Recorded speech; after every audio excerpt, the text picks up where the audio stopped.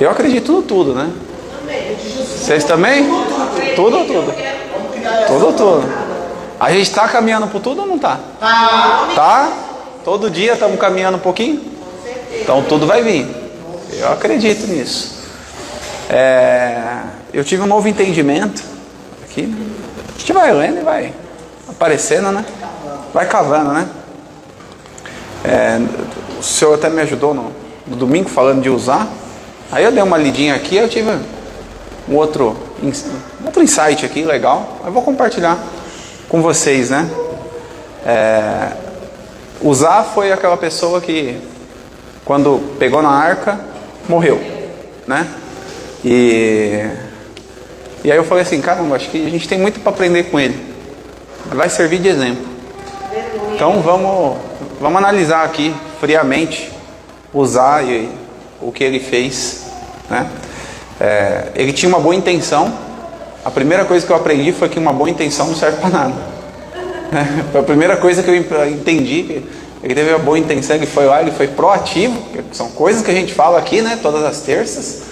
Ter boas intenções, ser proativo, dar o primeiro passo, né? A gente fala muito disso. E ele fez isso e morreu. Aí eu falei, tem alguma coisa aí que eu não tô visualizando o que é. Fiquei pensando. E aí eu falei assim, o que será que usar falhou? Não sei se está na Bíblia ou não, mas foi o entendimento que eu tive, tá? Eu deixo claro, porque às vezes vocês vão achar que está na Bíblia. Não está não, foi o entendimento que eu tive. O que eu vi que usar falhou? Eu acho que ele não avaliou os riscos.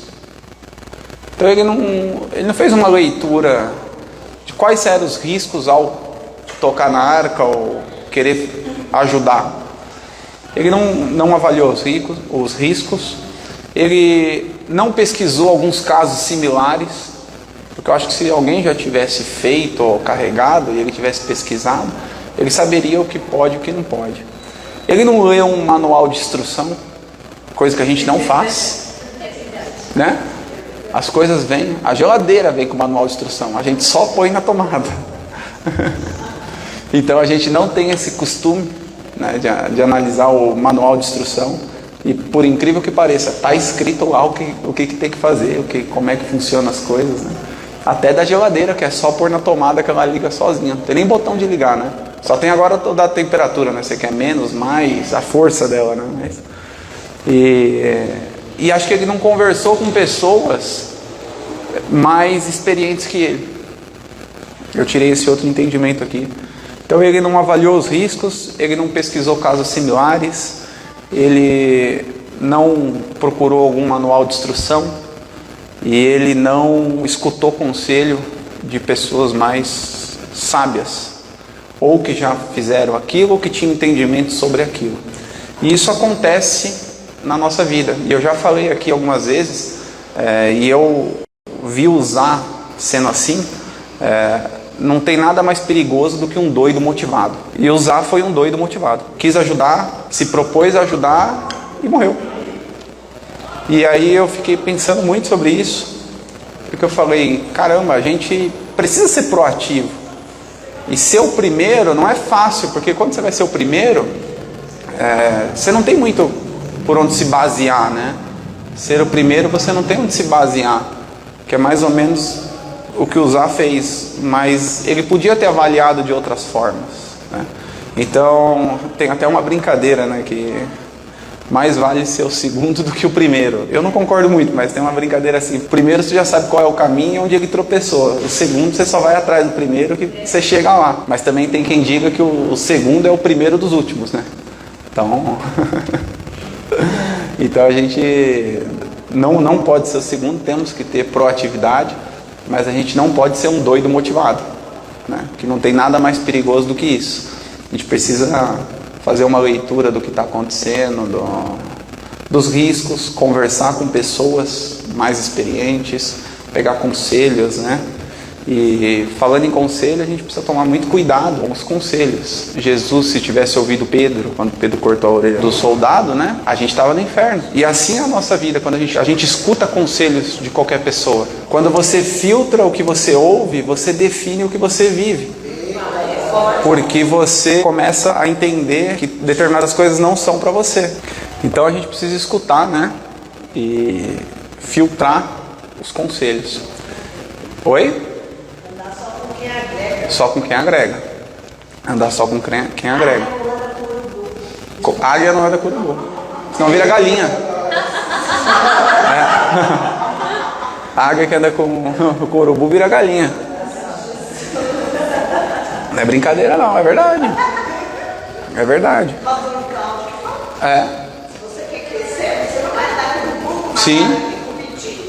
Tem que andar com águia. quer voar alto, tem que voar alto. E a gente bate muito nesse filtro aqui, né? Das pessoas que andam com a gente. E principalmente a gente tem muita dó de cortar aquelas pessoas familiares perto, né? Mas muitas vezes, a maioria das vezes até eu diria, os familiares não agregam. Nós somos todos familiares que agregam, né? E a gente, por vergonha ou não saber dizer não, a gente não faz esse filtro, né, na nossa vida e acaba passando mais tempo do que devia. Então é muito importante a gente saber filtrar as pessoas, né, que estão à nossa volta. E isso tudo gera distrações para nós. E a gente precisa tomar cuidado com as distrações, porque parece que num cenário adverso, Deus não está conosco, mas é onde Ele mais está. E os milagres, eles acontecem justamente em cenários adversos. E geralmente quando o cenário começa a ficar adverso, é quando a gente quer começar a desistir ou começar a achar que aquilo não é para nós. Mas você precisa insistir um pouquinho mais. Você precisa fazer o que o Zá não fez, avaliar os riscos, caminhar com pessoas boas, pegar bons conselhos. Os milagres são respostas de Deus em meio à crise. E a gente não quer ouvir, porque no meio da crise a gente quer questionar, a gente gosta de fazer muitas perguntas, mas a gente não obtém todas elas. E conforme o milagre vai acontecer e vai aparecendo, as respostas vêm surgindo na nossa vida, né? Só que a gente tem que saber esperar. A gente tem que saber esperar, semear todo dia, esperar semeando, plantando, fazendo alguma coisa de diferente, porque aí o milagre vem aparecendo no meio dessa adversidade. Voltar para trás é só se você estiver no caminho errado. Se o caminho é o certo, você acha que é certo, você fez tudo aquilo que eu acabei de falar, vai para frente. Para não, é só um buraco na estrada, continua caminhando, vai dar bom. E assim vai ser esses 3 meses. Que já não são mais 3 meses, a gente precisa acordar. E nós vamos acordar, né? Agora faltam quantos? 79 dias. Tempo mais do que o suficiente. Eu não precisaria nem de 80, só 79 estava bom mesmo. Porque o que eu tenho, eu vou fazer o quê? Vou lamentar? Vou dizer que eu precisava de 80? Não, eu preciso de 79 mesmo, que é o que tem. Amanhã eu preciso só de 78. Aleluia! Né? Mas hoje até meia-noite ainda é dia, tem muita coisa para eu pensar no que eu vou fazer amanhã. E não tem dia perdido. Né? Não tem dia perdido. Então são poucos dias, lembrando que a gente ainda tem a eleição, a gente ainda tem a Copa, o Hexa vai vir, tô crendo no menino Ney, confiante, tô confiante e vai dar certo, né? E aí a gente estava falando do caminho, né? Que quando o caminho está errado a gente tem que virar e voltar. Mas muitas vezes a gente está no caminho certo e olha para o lado, que também é um erro. São as distrações, né? A gente não pode olhar para o lado. Vamos olhar para frente. Só tem um caminho, para frente, caminhando. Principalmente quando a gente tem alguma direção de Deus. E quando Deus fala com a gente tem que caminhar. Eu vou contar uma história para vocês aqui, do qual me veio à cabeça faz uns 15 dias e tá difícil de engolir, viu? Tá bem difícil. Há uns 2 anos atrás, Deus usou um profeta aqui e falou para mim recomeçar minha vida, né? E quando ele falou aquilo, eu escutei e eu fiz. Eu larguei tudo que eu fazia e comecei do zero. Isso foi em 2019, quando ele falou isso. No meio de 2020, essa mesma pessoa, eu tinha obedecido, né? Parece bom, mas não, foi bem ruim. Porque tudo desaba, né? Quando você começa do zero, é uma enxurrada de coisas. O pessoal que me acompanha aqui há mais terças-feiras sabe um pouquinho, né? Da sofrência, né? Que às vezes eu conto aqui. E estava bem difícil aquele ano de 2020, aquele recomeço. E por volta do meio do ano de 2020, assim, essa mesma pessoa, a pandemia atorando, né? Aí essa mesma pessoa falou assim, que era para eu ter o 2º filho. E que ia ser o menino e que ia ser o Daniel. E dali eu tive a certeza, né, do nome, Daniel. Só que eu não obedeci não. Não obedeci não. Eu falei assim, onde já se viu? No meio de tudo desmoronando, minha vida de cabeça para baixo, eu vou confiar ali, assim, eu questionando internamente, né? Não confiei, eu peguei aquela palavra para mim, eu sei que ele vai vir, mas naquele momento eu falei, não é hora. Aos olhos naturais eu fui muito prudente, né? Porque não tinha condição, não sabia nem se tinha condição naquele momento de criar o meu filho, que já era pequeno ainda, era bem bebê, né? Tinha, sei lá, uns 7, 8 meses. E eu falei, imagina, ter mais um, isso é doido. E passou os anos até 15 dias atrás. Aí 15 dias atrás, difícil até de falar, eu comecei a pensar.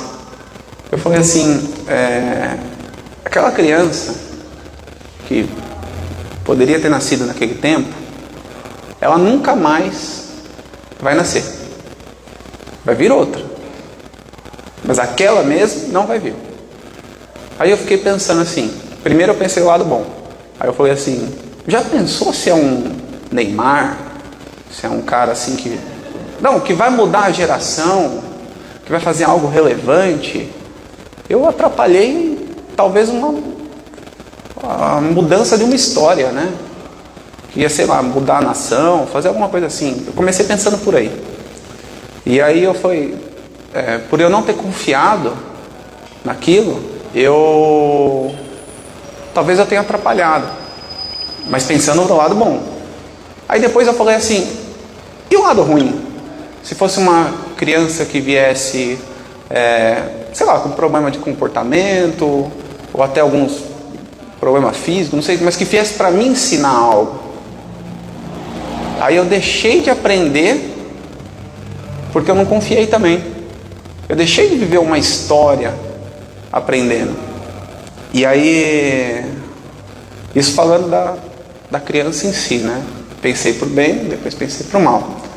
E aí, por fim, voltando na minha reflexão, aí eu falei assim, tá, mas na época eu não enxergava nada, estava tudo escuro, a minha estrada estava escura.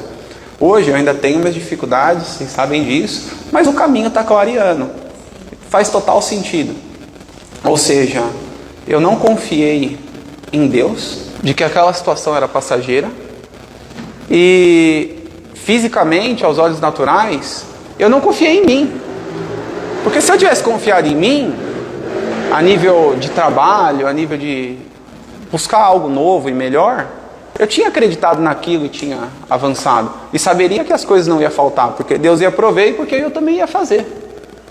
Aí eu falei, caramba, acho que eu não sei nem se isso é pecado, mas acho que eu pequei contra Deus, porque eu escutei, eu obedeci uma parte quando Ele pediu para deixar largar tudo, e não obedeci a segunda, porque para mim não fazia sentido naquele momento.